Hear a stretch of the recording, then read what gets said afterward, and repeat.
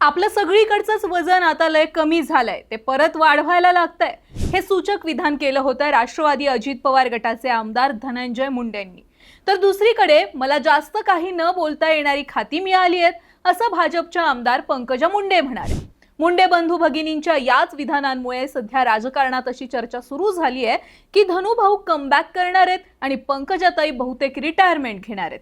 त्यात पंकजा मुंडेंची त्यांच्याच पक्षावरची नाराजी पाहून काँग्रेसनेही त्यांना लगोलग चांगली ऑफर दिली आहे. त्यामुळे चर्चेला आणखीनच खतपाणी मिळालंय. पण नेमके धनंजय मुंडे आणि पंकजा मुंडे काय म्हणाल्या होत्या? धनंजय मुंडे खरंच कमबॅक करतील का? ते शक्य आहे का? आणि पंकजाताईंचा नाराजीचा सूर काँग्रेसपर्यंत गेल्यावर काँग्रेस नेत्यांनी नेमकी कोणती ऑफर पंकजा मुंडेंना दिली, हेच आजच्या व्हिडिओमध्ये सविस्तर पाहायचंय. नमस्कार, व्हिडिओ शेवटपर्यंत नक्की बघा मुंडे बंधू भगिनींबद्दल चर्चा नेमकी कुठून आणि कशी सुरू झाली. तर माजलगाव येथे लोकशाहीर अण्णाभाऊ साठे यांच्या जयंतीनिमित्त आयोजित कार्यक्रमामध्ये आमदार धनंजय मुंडे आणि पंकजा मुंडे दोघं सुद्धा एकाच व्यासपीठावर उपस्थित होते. दोघांपैकी पहिल्यांदा धनंजय मुंडेंनी भाषण करायला सुरुवात केली. धनुभाऊंनी त्यांच्या भाषणामध्ये आताचं बदलत चाललेलं राजकारण, जातीवाद सोबतच सतत कारण नसताना माझ्यावर आरोप करणं, या सगळ्या मुद्द्यांवर बोट ठेवलं. पण या मुद्द्यांमुळे धनंजय मुंडे चर्चेत आले नाहीयेत. तर त्यांचा चर्चेत येण्याचा मुद्दा हा होता की धनंजय मुंडेंनी हसत हसत त्यांच्या स्टाईलमध्ये त्यांच्या मनातली खंत बोलून दाखवली. धनंजय मुंडे असं म्हणाले की सर्वच क्षेत्रातलं माझं वजन कमी झालं होतं, पण येणारा काळ आपलाय आणि येणाऱ्या काळात आपलं वजन चांगलं करायचा मी प्रयत्न करतोय. थोडक्यात धनंजय मुंडे अप्रत्यक्षपणे असं म्हणालेत की मुख्य राजकारणाच्या प्रवाहामधून आता त्यांना थोडं बाजूला टाकलंय, त्यामुळे त्यांचं राजकारणातलं वजन कमी झालंय आणि हेच राजकारणातलं वजन, स्वतःचं वजन आता पुन्हा वाढवण्याचा प्रयत्न धनुभाऊ कोणत्या ना कोणत्या मार्गाने करतायत.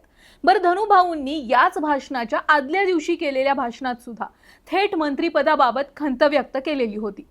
आदल्या दिवशीच्या भाषणामध्ये धनुभाऊ असं म्हणाले होते की मी आणि पंकजा दोघं सुद्धा मंत्री होतो, पण शेवटी एकाला घरी बसावंच लागलं. हे असं म्हणत धनुभाऊंनी पदरात मंत्रीपद नसल्याची खंत बोलून दाखवली.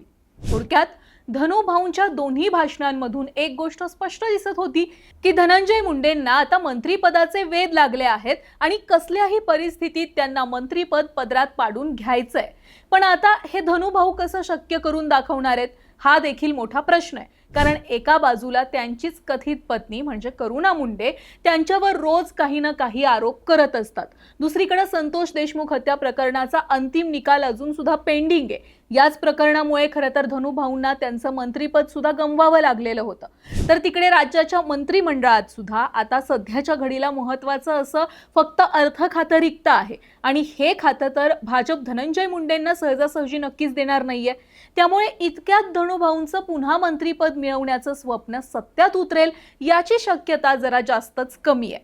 आता वळूयात त्याच कार्यक्रमात पंकजा मुंडेंनी सुद्धा एक खंत व्यक्त केलेली त्याकडे. बघा, ज्या कार्यक्रमामध्ये धनंजय मुंडेंनी मंत्रिपदाबाबत सूचक विधान केलं, त्याच कार्यक्रमात पंकजा मुंडे त्यांच्या भाषणात म्हणाल्या होत्या की मला फारसं बोलता न येणारी खाती मिळाली आहेत, ज्यावर अनेकदा चर्चाच केली जात नाही अशी खाती मला मिळाली आहेत, असं म्हणत पंकजाताईंनी थोडक्यात त्यांच्याच स्वपक्षावर म्हणजेच भाजपवर नाराजी दर्शवली. बरं, फक्त हेच एक वाक्य नाहीये, तर 3 ऑगस्ट रोजी सुद्धा पार पडलेल्या एका कार्यक्रमामध्ये पंकजा असं म्हणाल्या की राजकारण जर मला माझ्या मनासारखं किंवा माझ्या विचारांसारखं वाटलं नाही तर मला राजकारणातून एक्झिट घ्यावीशी वाटते.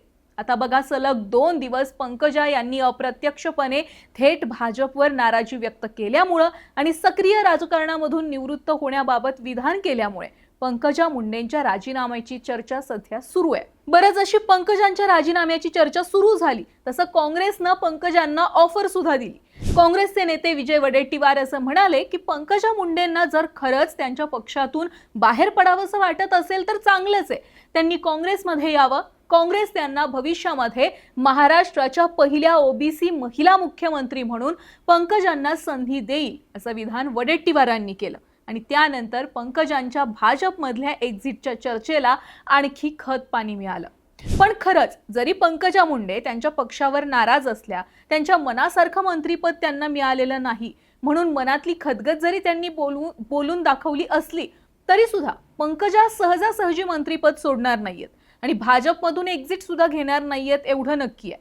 कारण कसं आहे, सध्याच्या घडीला सत्तेत येण्यासाठी, मंत्रीपद मिळवण्यासाठी नेते जीवाचं रान करत आहेत. अशात हातात असलेलं पद सोडण्याची चूक पंकजा मुंडे नक्कीच करणार नाहीत, असं राजकीय तज्ज्ञ म्हणतात. थोडक्यात काय, पंकजा मुंडे फक्त नाराजी व्यक्त करतायत, पण थेटपणे कोणतंही पाऊल त्या उचलणार नाहीत आणि धनंजय मुंडे मंत्रीपद मिळवण्यासाठी पावलं उचलायला लागलेले आहेत. फक्त आता भाजपनं जर असं ठरवलं असेल की दोन्ही भाऊ बहिणींना आणि एकाच बीडमध्ये एक साथ 2 मंत्रीपदं द्यायची नाहीत, तर मग धनु भाऊंना मंत्रीपद मिळणं जरा अवघड आहे असं म्हणावं लागेल. बाकी तुम्हाला काय वाटतंय? खरंच धनंजय मुंडेंना पुन्हा मंत्रीपद दिलं पाहिजे का? आणि पंकजा मुंडेंना दुसरं पद दिलं पाहिजे का? तुमचं मत कमेंटमध्ये नक्की सांगा. व्हिडिओ आवडला असेल तर जास्तीत जास्त लोकांपर्यंत तो शेअर करा. आणि हो, ऑनलाईन नेता या आमच्या यूट्यूब चॅनलला सबस्क्राईब करायला विसरू नका. कारण तुम्ही व्हिडिओ आवडीने पाहता पण सबस्क्राईब करायला विसरता, त्यामुळे सबस्क्राईब आठवणीने करा.